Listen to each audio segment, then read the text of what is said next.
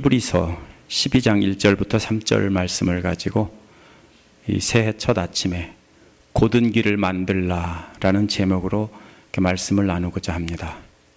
이제 2013년이 이미 저물었고 새날이 밝아왔습니다.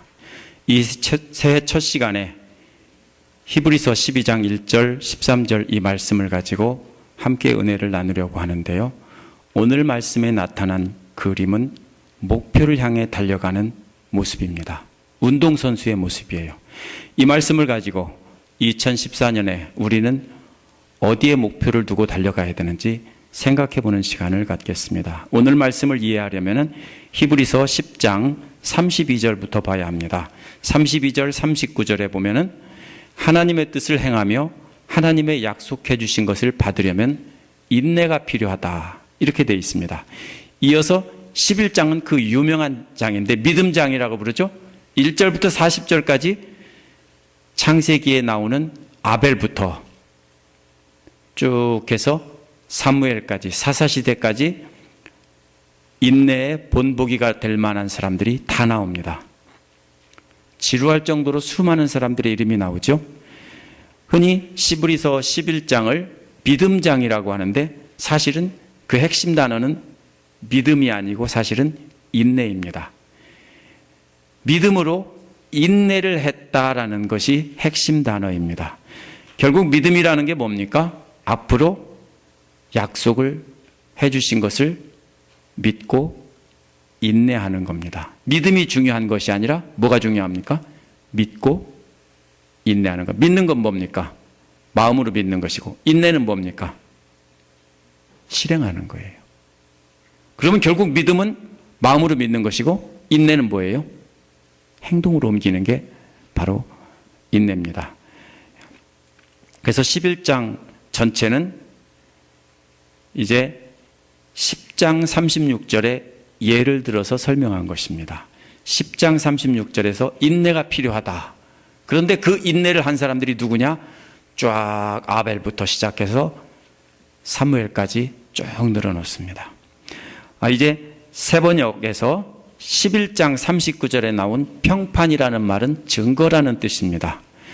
이 말을 같은 어원에서 나온 말이 12장 1절에 증언이라는 말이에요. 그럼 이 증언과 증거가 무슨 관계가 있냐면요. 증인이 누구예요? 증거를 가지고 있는 사람이 증인입니다. 그렇기 때문에 증거라는 말이 11장 39절에 나오고 오늘 말씀 12장 1절에는 증인이라는 말이 나오는 것이 연결되는 겁니다. 증인들이 뭘 가지고 있어요? 증거를 갖고 있는 겁니다. 그래서 약속을 바라보면서 인내를 했던 증인들이지만 그들은 약속을 받지는 못했다는 거예요. 그런데 11장 전체는 전부 3인칭이에요. 그들은 누구는 했어요. 근데 12장 1절에서는 뭐라고 합니까? 그러나 우리는 이렇게 되어 있는 겁니다. 우리는 이제 1인칭 복수로 바뀌었어요.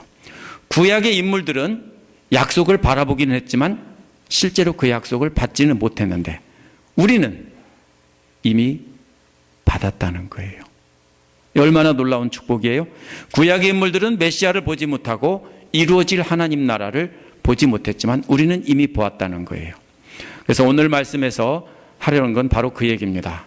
가장 많이 반복되는 단어는 인내와 징계입니다.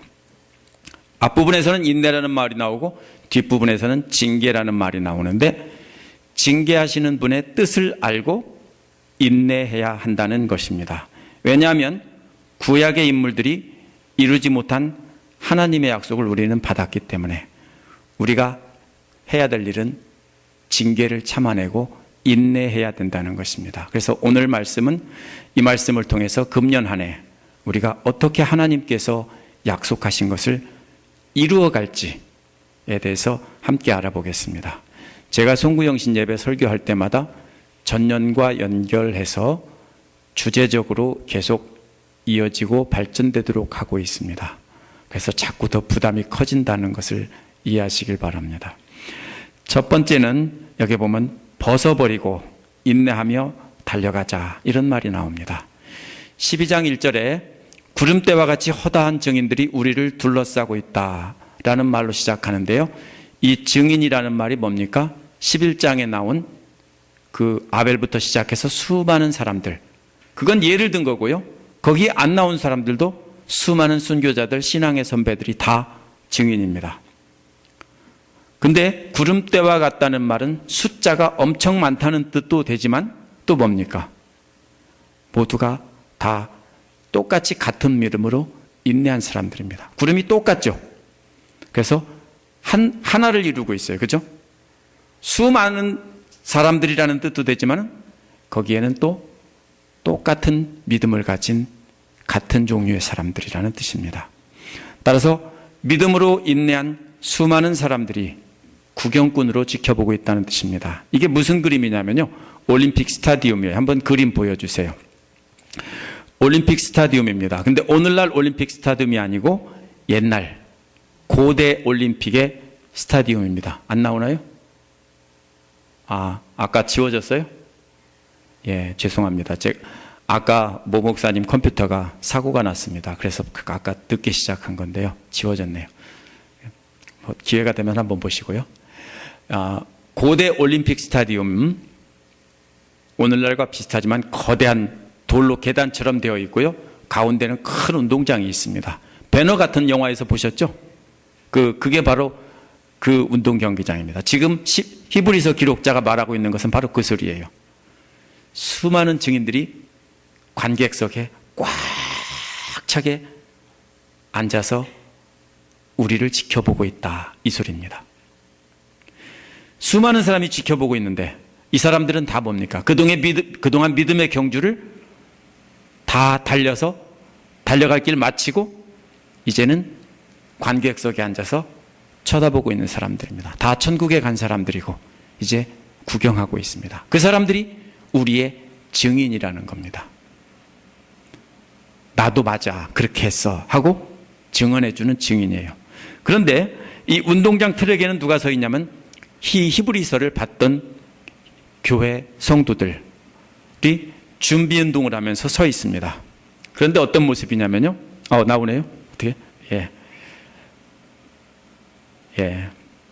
로마에 있는 것을 이렇게 복원해 놓은 그런 모습입니다. 예. 이게 무거운 것과 얽어매기 쉬운 죄라고 했는데요. 이건 운동선수들이 입고 있는 옷을 말합니다. 무거운 것은 뭐냐면요. 두꺼운 겉옷을 말하고요.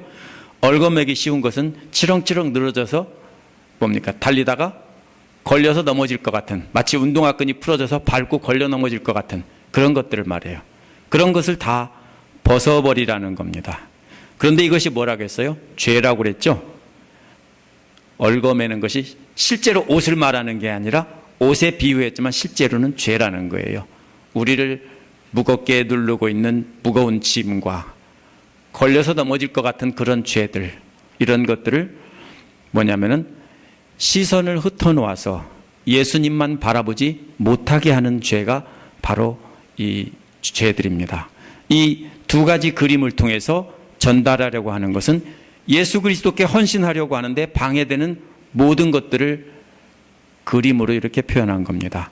이는 세상의 물질을 사랑하는 것이나 세상에 속한 모든 것을 사랑하는 것을 말하는 것입니다. 그래서 요한1서 2장 15, 16절에서 사도 요한도 이 세상이나 세상에 있는 것들을 사랑하지 말라. 누구든지 세상에 있는 것을 사랑하면 아버지의 사랑이 그 속에 있지 아니하니 이는 세상에 있는 모든 것이 육신의 정욕과 안목의 정욕과 이생의 자랑이니 다 아버지께로 쫓아온 것이 아니요 세상으로 쫓아온 것이니라. 한 말과 똑같은 말입니다. 무거운 옷, 치렁치렁한 옷 모두 다 뭐예요? 죄입니다. 근데 예수님만 바라보지 못하게 하는 죄라고 그랬죠? 근데 이 죄라는 말은 단수예요. 여러 가지 죄가 아니라 한 가지 죄를 말해요. 세상 모든 사람들에게는 죄가 아니지만 예수 그리스도를 바라보며 전력으로 달려야 하는 성도들에게는 예수님 바라보지 않는 것 자체가 죄인 것입니다. 그걸 말하는 거예요. 예수님을 똑바로 보고 달려야 되는데 그게 아니고 이것저것 딴 것 쳐다보고 있는 것이 죄라는 겁니다. 이 구경꾼이라면 여기저기 쳐다봐도 관계없어요. 앞에 이쁜 여자가 있어 쳐다봐도 뭐 그게 죄가 아니에요. 그러나 출발선에서 달리기 하려고 서 있는 사람들은 뭡니까? 결승점을 향해서 그걸 보고 달려가야 되는 거지 여기저기 쳐다보면서 달리면 안 돼요. 그런 육상선수 본 적 있어요? 100m 뛰는 사람들이 여기저기 봐가면서 뛰는 사람이 있어요? 절대로 그럴 수 없습니다. 목표만 보고 달리는 겁니다. 그것처럼 참으면서 한눈 팔지 말고 전력을 다해서 달려가야 한다는 것입니다. 그런데 이 2장 1절에 2절은요. 1절에 달려가자라는 말을 설명해 주는 말인데요. 바라보면서 달려가자는 것입니다. 2절에 바라보자는 말은 뭐냐면요. 시선을 고정시킨다는 거예요. 그 목표물이 누구예요? 예수님인데 두 가지 수식어가 붙어 있어요. 믿음의 주, 개역은 이렇게 번역했는데 원어의 의미는 믿음의 주가 아니라 믿음의 창시자. 믿음을 시작하신 분이라는 뜻이고요. 또 완성하신 분이라는 뜻이에요. 믿음을 시작하시고 믿음을 완성하셨는데 어떻게 해요? 하나님께 절대적인 순종으로 그 믿음을 시작하셨고 또 십자가의 고난을 참으심으로 완성하신 겁니다. 그 예수가 어떤 분인가를 이어서 설명하고 있는데 자기 앞에 놓여있는 기쁨을 내다보고서 부끄러운 십자가를 마음에 두지 않고 참으셨다 하고 했습니다. 참으셨다는 것은 아이를 낳을 때 산모가 고통을 견디는 것과 같습니다. 왜 견딥니까? 조금 있으면 뭐 할 건데요? 아이가 태어나면 아이를 안아보고 내 아이를 보는 기쁨을 생각하면서 참고 견디는 거죠. 그것처럼 예수님은 자기 앞에 놓여있는 기쁨을 바라보면서 십자가의 고통을 참으셨다는 겁니다. 그 기쁨이 뭡니까? 하나님 우편에 앉는 영광의 기쁨입니다. 그런데 여기서 잘 봐야 되는 것이 고대 올림픽 경기에 참가하는 선수와 십자가에 달리신 예수님과의 공통점이 뭔지 아십니까? 둘 다 군중들 앞에서 벌거벗었다는 겁니다. 오늘날은 올림픽 선수, 운동선수들이 옷을 입고 뛰지만은 고대 올림픽 선수들은 이거 실제로 BC 6세기 그 도자기에 나온 그림이에요. 올림픽을 뭐예요? 벌거벗었죠? 저렇게 벌거벗고 달렸어요. 그래서 무거운 거 다 벗어버리자는 것은요. 운동선수가 경기를 하려면은 뭡니까? 속도를 가장 잘 낼 수 있는 옷이 뭡니까? 벌거벗는 거예요. 공기 저항을 줄이기 위해서. 그러면은 똑같이 벗고 있습니다. 그런데요. 예수님이 벗고 있는 것과 이 운동선수들, 저와 이 히브리서를 봤던 독자들이 벌거벗고 있는 것과는 차원이 다른 겁니다. 그렇죠? 왜냐하면요. 이 선수들은요. 누가 보고 있어요? 왕년에 똑같이 벗고 뛰었던 사람들이 다 구경하면서 응원하고 있는 상태예요. 그렇죠? 부끄러울 게 없어요. 더군다나 고대 올림픽은요. 여자는 입장 금지예요. 아시겠어요? 벗고 달린다고 좋아할 거 하나 없어요. 왜냐하면 여자들은 입장 금지예요. 남자들만이 들어가서 관객으로 들어갈 수 있었어요. 어때요? 엄청나게 부끄러운 건 아니죠. 부끄럽지만. 근데 예수님은 어때요? 십자가에 달리신 예수님은 남녀 상관없고요. 수많은 군중들 앞에서 벌거벗은 채 매달리셨고요. 응원해 주는 게 아니라 뭡니까? 욕하고 조롱하고 침뱉는 사람들로 가득했어요. 지금 히브리서 기록자가 비교하는 게 뭐예요? 둘 다 벌거벗었는데 예수님 벌거벗은 거하고 우리가 벌거벗은 거하고 한번 비교해 볼래? 이런 소리예요. 3절 앞에 원어에는 왜냐하면이란 말이 있는데요. 왜 그렇게 예수님께만 시선을 고정시키고 달려가야 하는가 하면 이런 뜻입니다. 예수님은 죄인들이 자기에게 거역한 것을 참아내신 분이라는 것을 생각해 보라는 겁니다. 생각하라는 말은 그냥 한번 머릿속에 떠올리라는 뜻이 아닙니다. 이거는 논리적으로 깊이 따져보고 비교해 보라는 거예요. 뭘 비교합니까? 예수님과 우리를 비교해 보라는 거예요. 똑같이 벌거벗었으니까 같이 창피한 거 아니냐? 한번 비교해 보라고요. 곰곰이.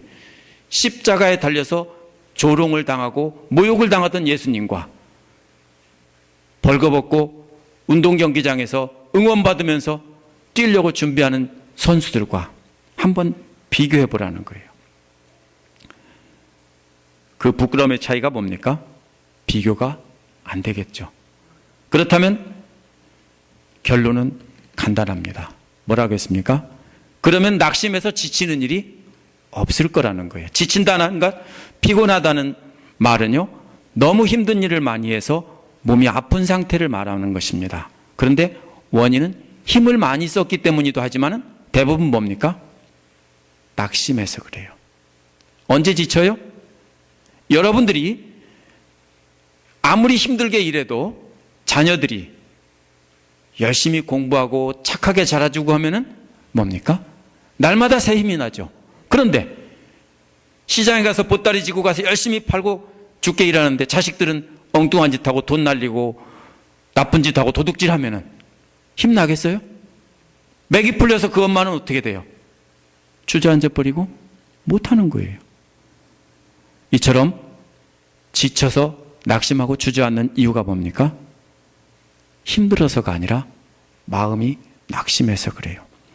개혁은 피곤하여 낙심치 않기 위해서 이렇게 했는데요, 원래는 순서가 바뀌었어요. 중요한 말은 낙심하기 때문에, 세 번역은 뭐라고 했습니까? 낙심하는 것이 조건이고 낙심하기 때문에 지치고 피곤하다고 했어요. 이 말이 맞는 것입니다.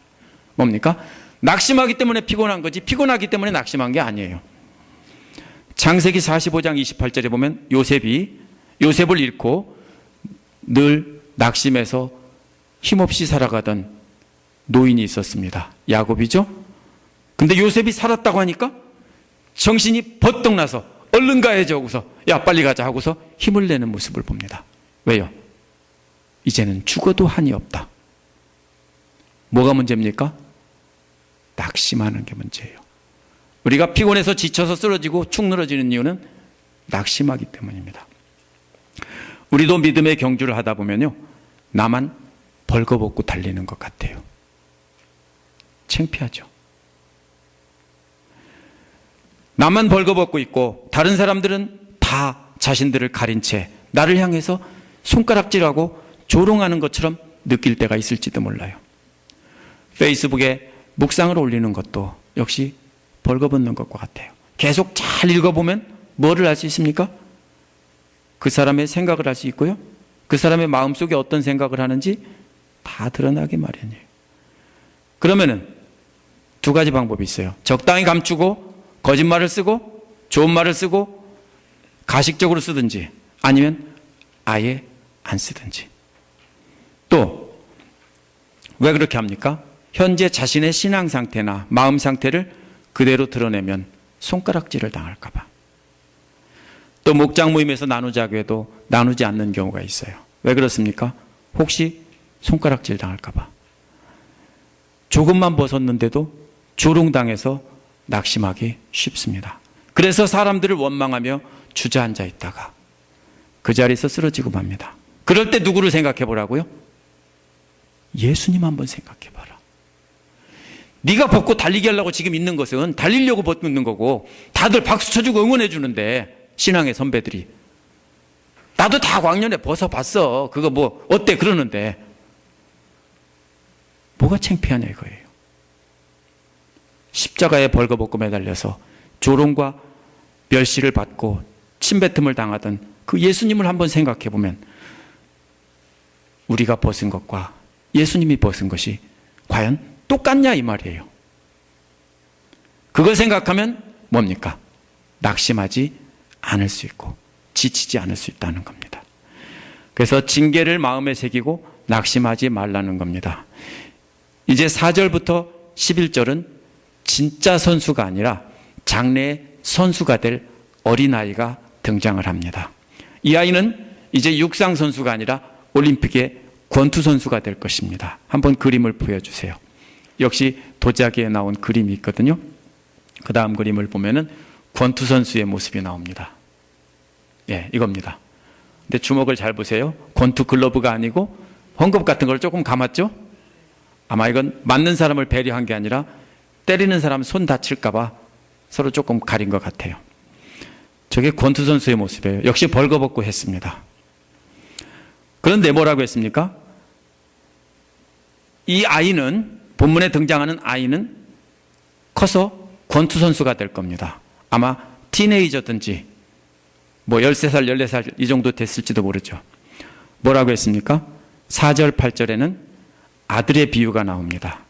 4절은 여러분들은 아직 죄와 맞서서 싸우지만 아직 피를 흘리기까지 대항한 일이 없습니다. 이게 무슨 소리인지 아세요? 진짜 권투 경기 안 해봤다는 거예요. 하면은 몇 대만 맞으면 뭡니까? 피 터져요. 왜요? 요즘처럼 권투 글러브를 두껍게 끼고 치는 게 아니라 거의 맨주먹에 가까운 데다가 헝겊만 갖고 치기 때문에 한 대만 제대로 맞으면은 피가 터지게 마련이에요. 무슨 소리예요? 아직 진짜 경기는 해보지도 않았잖아. 아직 훈련받고 있는 청소년이란 얘기예요. 근데 훈련에 시키는 코치가 되게 누굽니까? 트레이너가 아버지예요. 옛날에 운동선수들의 트레이너들은 다 아버지예요. 아버지가 운동선수였던 사람들이 자식들이 그거를 해야만 결국 출세하고 그걸로서만 살 수 있기 때문에 자식들을 훈련시키는 거예요. 목적은 뭡니까? 훌륭한 전쟁터에 전사를 만들기 위해서 달리기도 하고 복싱도 하고 레슬링도 하는 거예요. 다 군사훈련인 거예요. 실제로 고대에. 알몸으로 권투하면서 이 그림 보면은 이런 주먹으로 한 대만 맞으면은 얼굴이 다 터집니다. 피투성이가 돼서 찢어지면서 싸웠습니다. 오늘날 권투 선수들이 싸우는 것보다 훨씬 처절하게 싸웠습니다. 싸우면은 피를 철철 흘리죠. 이것은 무슨 모습입니까? 죄와 맞서 싸우는 복싱하는 모습을 나타내는 겁니다. 아직 본격적으로 죄와 맞서 싸워본 적도 없는 신앙적으로 어린아이라는 것입니다. 이제 겨우 연습 경기만 뛰어봤는데요. 자기는 굉장히 힘든 경기를 했다고 생각했어요. 그런데 무슨 경기를 한 거예요? 아버지가, 왕년에 권투를 해본 아버지가 트레이너가 돼서 연습 삼아 싸워주는 겁니다. 그렇게 싸워보고서는 자기는 권투 해봤다고 하는 거예요. 근데 아버지와 함께 연습 경기를 해봤을 뿐이고 진짜 참가도 안 했다는 것입니다. 아버지가 봐줘가면서 때리니까 그 정도지. 그러다가 아버지한테 한두 대 맞았다고 훈련 안 한다고 찡찡거리고 주저앉습니다. 근데 아직 시작도 안 했다는 겁니다. 뭐와 비교하고 있어요? 십자가에서 벌거벗고 물과 피를 다 흘리신 예수님과 비교하면 아직도 멀었다는 뜻입니다. 피 흘려보지도 않은 예비 권투 선수와 십자가에서 물과 피를 다 쏟으신 예수님과 비교하면 오늘날 우리가 받는 고난은 세 발의 피라는 것입니다. 무슨 뜻입니까? 다시 일어서서 훈련하라는 뜻입니다. 올림픽 메달리스트였던 아버지가 훈련시키기 위해 공격하고 있는데 아버지한테 한두 대 맞았다고 주저앉아서 울지 말라는 겁니다. 그러나 조금 있으면 싫으나 좋으나 다른 청년들과 함께 경기장에 들어서서 관객들 앞에서 싸워야 되는데 그때는 맞아 죽을지도 모릅니다. 실제예요. 맞아 죽을지도 몰라요. 글러브를 안 끼고 있기 때문에 맞아 죽어요. 잘못하면. 그러면 아버지가 어떻게 하겠어요? 아들 죽지 않게 하려면 훈련시켜야죠. 아들이 싫다고 안 시켜요? 아니죠. 실제 경기에 들어서면 상대는 봐주지 않습니다. 둘 중에 하나가 죽든지 둘 중에 하나가 병신이 되든지 해야만 경기가 끝나는 경기이기 때문에 아버지 마음이 어떻겠어요? 살아남게 여기서 훈련을 시키는 겁니다. 그러니까 다시 링으로 돌아와 훈련하라는 것입니다. 히브리서 기록자는 계속 당부합니다. 하나님께서 아들들에게 당부하듯 권면한 말씀을 완전히 잊어버렸다는 겁니다. 무슨 뜻입니까? 하나님께서 당부하신 말씀을 다시 생각해 보라는 겁니다. 이어서 잠언 3장 11, 12절에 나온 말을 인용한 것입니다. 함께 읽어보겠습니다. 내 아들아, 주님의 징계를 가볍게 여기지 말고 그에게 꾸지람을 들을 때마다 낙심하지 말아라. 주님께서는 사랑하시는 사람을 징계하시고 받아들이는 아들마다 채찍질하신다. 이 징계라는 말은요, 어린아이를 가르치기 위해 훈련시키고 벌을 주는 걸 말해요. 올림픽 챔피언이었던 아버지가 아들을 훈련시키려면 어떻게 합니까? 혹독하게 달리기를 시키겠죠? 또 뭡니까? 혹독하게 샌드백도 치라고 하고 계속 막대기를 들고 안 하려고 하면 억지로 시키겠죠. 왜요? 대충 놔두면 맞아 죽어요. 그렇죠?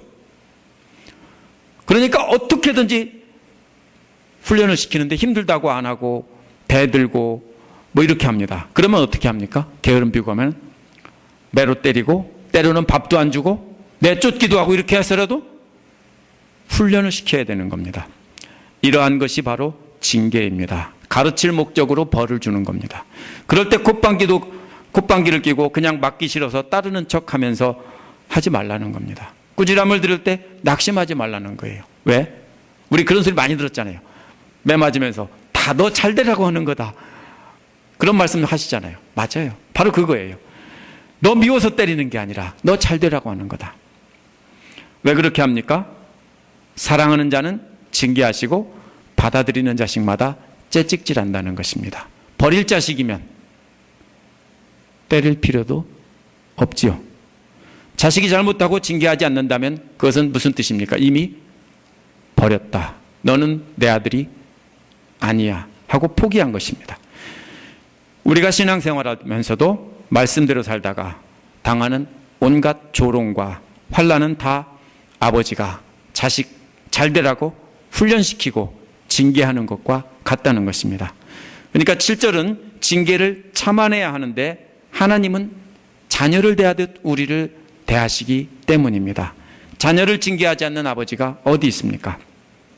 8절에서 만약 모든 자녀들이 징계를 받는 것을 여러분이 받지 않는다면 여러분은 사생아다, 자녀가 아니다 이렇게 말하고 있어요. 사생아가 뭐예요? 결혼한 부부 사이에서 낳은 자녀가 아니고 여기 본문에서는 여자가 다른 남자와 음행하다가 실수로 낳아서 데리고 온 자녀를 말합니다. 눈치 보이겠죠? 남편 눈치 보이겠죠? 또 아버지 입장에서는 자기 아들도 아닌 거예요. 고대 사회에서 이런 아들들은요 가족이 될 수도 없고 상속권도 아예 없어요. 어떻게 집에서 밥은 얻어먹고 있을지는 몰라도요 아예 자격이 없어요. 지금 무슨 소리예요? 아들이 아니라 사생아다. 아버지가 징계하지 않는다면 그건 사생아다 이 소리예요. 누구한테 말하는 거예요? 우리한테 하는 거예요. 만약 하나님의 징계가 없다면 그런 신앙인들은 세상과 짝하면서 음란하게 맺어진 기복신앙과 악한 사이비 이단들과의 불륜관계에서 태어난 엉터리 신자라는 뜻입니다. 그런 사람들은 하나님 나라를 상속받을 수 없다는 것입니다. 무슨 뜻입니까? 누가 진짜 아들인지 가짜 아들인지 밝히자는 뜻이 아니에요. 이는 아들이라면 반드시 징계를 받는다는 뜻입니다. 진짜 아들이라면 아버지의 징계를 피할 수 없듯 진짜 하나님의 자녀라면 하나님의 징계를 피할 수 없다는 것입니다. 만약 징계 없이 복만 강조한다면 하나님의 자녀가 아니고, 제가 욕 한번 하겠습니다. 죄송합니다. 애비 없는 호로 자식을 만드는 것입니다. 이제 9절부터 11절은 부모의 징계와 하나님의 징계를 비교하고 있습니다. 9절은 육신의 아버지의 징계를 받고도 그 아버지를 공경했다면 모든 영들의 아버지로부터 징계를 받을 때는 얼마나 더 복종하고 살지 않겠느냐. 그렇죠? 육신의 아버지도 맞고도 복종하잖아요. 그러면 영들의 아버지 하나님에게는 징계를 받고도 얼마나 더 복종하며 살지 않겠느냐. 두 번째 10절의 비교는 육신의 아버지들은 잠시 동안 자기들 생각대로 징계하는데 하나님께서는 진짜 유익이 되도록 하나님의 거룩함에 참여하게 하려고 징계하신다는 겁니다. 참여한다는 말은 함께 나눈다는 말입니다. 하나님의 거룩함을 함께 공동 소유하도록 징계하신다는 말입니다. 세 번째 비교는 지금과 나중의 비교입니다. 징계가 지금은 즐거움이 아니고 슬픔입니다. 그렇죠? 다 슬프죠. 그런데 징계로 훈련받은 사람들은 나중에 정의의 평화로운 열매를 거두게 한다고 했습니다. 개역에는 의의 평강한 열매라고 했는데, 의라는 말은요, 예수 그리스도를 믿으면 하나님께서 죄 용서해 주고 무죄 선포한다는 거라고 제가 여러 번 말씀드렸습니다. 평화가 뭡니까? 그 결과 하나님과의 평화의 관계가 되는 것입니다. 전에는 죄인이었기 때문에 하나님과 원수였었는데 이제는 죄 사함 받고 진짜 평화의 관계가 되고 아들이 되었다는 것입니다. 바꾸어 말하면 하나님의 징계를 경험하고 인내로 견디지 못한 사람들은 평화의 열매를 거둘 수 없다는 것입니다. 징계를 인내로 견디어낸 사람들만이 인내를 거둘 수 있다. 그래서 이 훈련받는 아들 얘기를 하고 있습니다. 신학교에서 공부하는 것이나 어디서 공부하는 건 다 똑같습니다. 제가 제일 힘들었던 시험이 무슨 시험이냐면요, 그리스어로 된 성경을, 신약 성경 전체를 어디를 펼지 몰라요. 아무데나 펴가지고 교수가 시키면 그 자리에서 해석을 해야 됩니다. 그 시험을 2번을 보는데 이거 좀 범위 좀 정해주면 안 되냐? No. 하면서 아무거나 하라고 그래요. 정말로 부담스러워요. 영어도 부담스러운데 그리스어로 된 걸 아무데나 할 거라고 할 때 굉장히 고통스럽게 시험을 치렀는데 그 시험을 치르고 나니까 뭡니까? 한결 편안해졌습니다. 그래서 제가 매주 설교합니다. 이게 뭡니까? 예를 든 겁니다. 그렇죠? 징계가 뭐예요? 바로 그런 거예요. 여러분이 받는 고난이나 환난이 다 뭡니까? 여러분이 당하는 어려움이 다 하나님께서 청소년인 아이를 훈련시키듯 그렇게 하신다는 겁니다. 세 번째로는 똑바로 행하라는 것입니다. 이제 12절 맨 앞에는 그러므로라는 말이 있는데요, 1절부터 11절까지 말한 모든 것의 결론이라는 것입니다. 따라서 12절 13절은 이제 12장 1절부터 11절까지의 결론입니다. 12절에 뭐가 나옵니까? 축 늘어진 팔과 맥이 풀린 다리가 나옵니다. 이것은 진짜 힘이 완전히 빠졌기 때문이기도 하지만 낙심해서 더 이상 힘이 없다는 거예요. 못하겠다. 그럴 때 있으시죠? 아, 나 살기 싫다. 나 세상 다 귀찮다.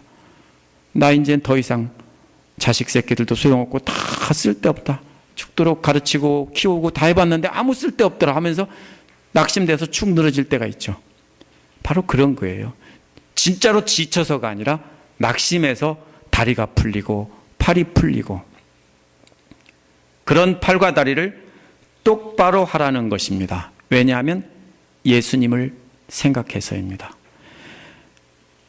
예수님을 생각하고 그 연단의 의미를 깨닫고 정신 차리고 다시 똑바로 하라는 겁니다. 축 늘어져 있지 말고. 그러면 예수님을 생각하면 정신이 번뜩 날 거 아니냐? 번뜩 안 나세요? 번뜩 나시죠?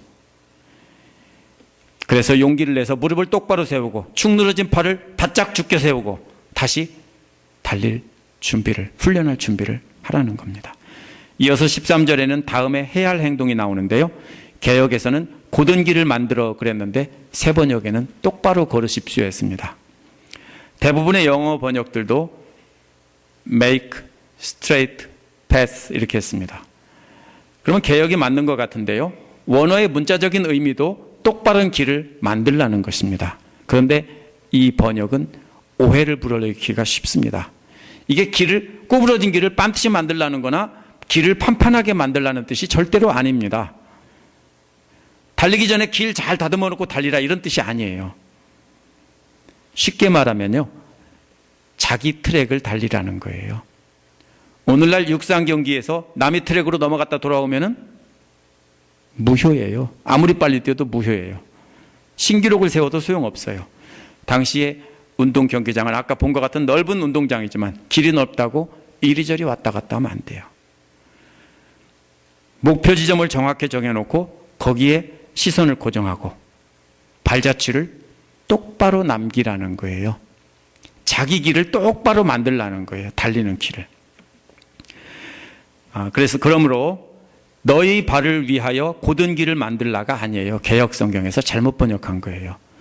너희 발로 곧은 길을 만들라 이렇게 해석해야, 번역해야 맞는 말이에요. 말이 되세요? 달리긴 달리는데 너희 발로 곧은 길을 만들라는 것은 길을 만들라는 게 아니라 발자국을 똑바로 내면서 가라는 뜻이에요. 그러므로 새 번역에서는 그렇게 번역한 겁니다. 똑바로 달리라. 그렇게 하려면 어떻게 합니까? 믿음의 시작이고 완성이신 예수님을 바라봐야 돼요. 땅에 금도 없는데 어떻게 똑바로 달려요? 멀리 목표 지점을 향하면 돼요. 돕질할 때도요, 똑바로 가려면 어떻게 합니까? 전기톱 같은 걸로 멀리 보고 쫙 밀지 않으면 순식간에 미끄러져 나가요. 아세요?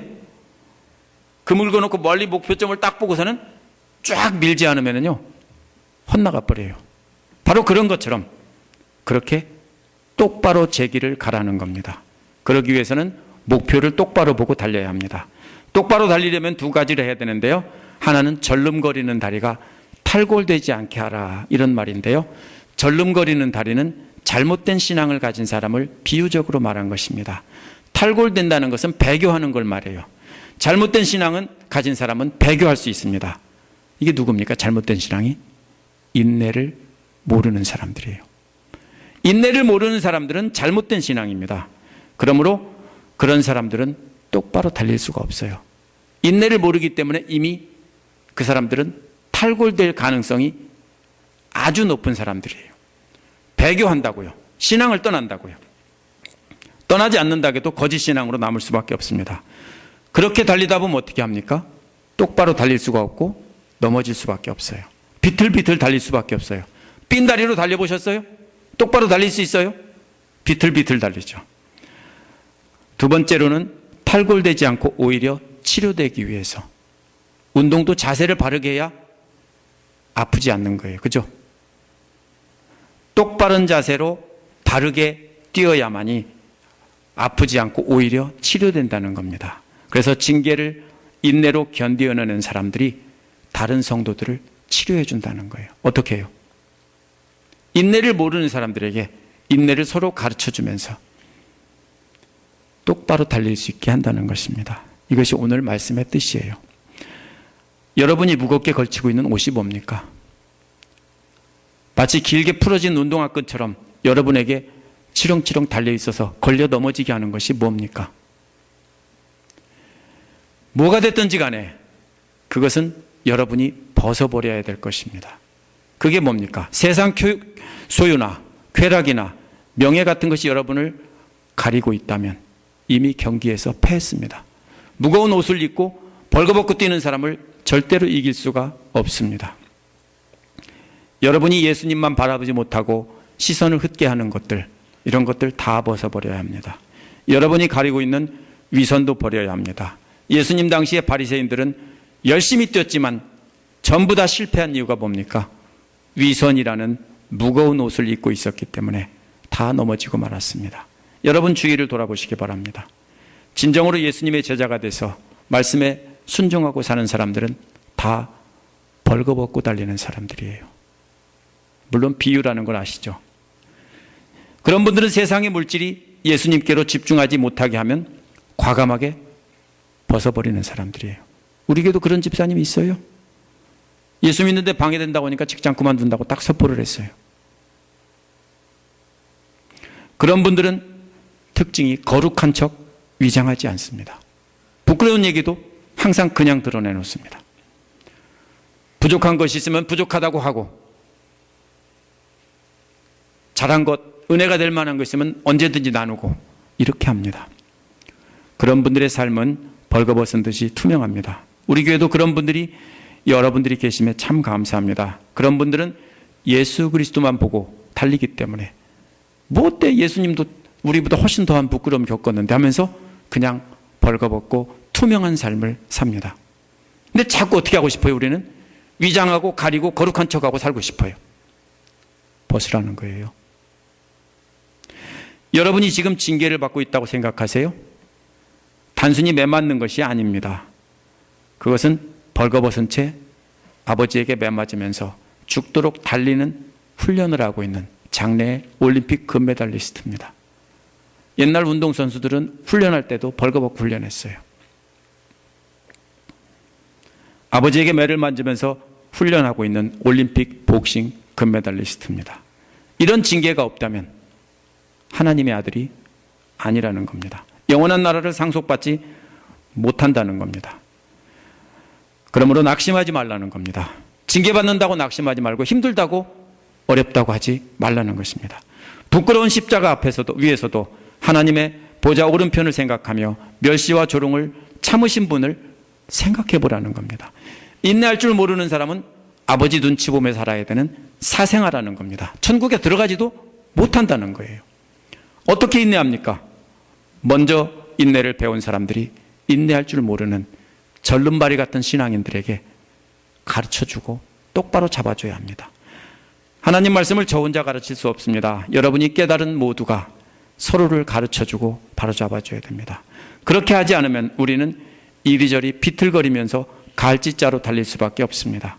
오늘날 먼저 믿은 사람들은 자신은 감추고 너는 벗어 구경 좀 하게. 그렇게 하면 어떻게 되겠습니까? 아무도 안 벗습니다. 어쩌다 정신 나간 사람이 벗으면 놀림거리만 돼요. 교회가 그런 모습이 얼마나 많은지 몰라요. 자기는 꼭 가리고 거룩한 척하면서 너는 벗어, 너는 다 내놔. 나는 가릴게. 이렇게 하기 때문에 교회가 그렇게 되는 것입니다. 그러면은 그렇게 하면 안 됩니다.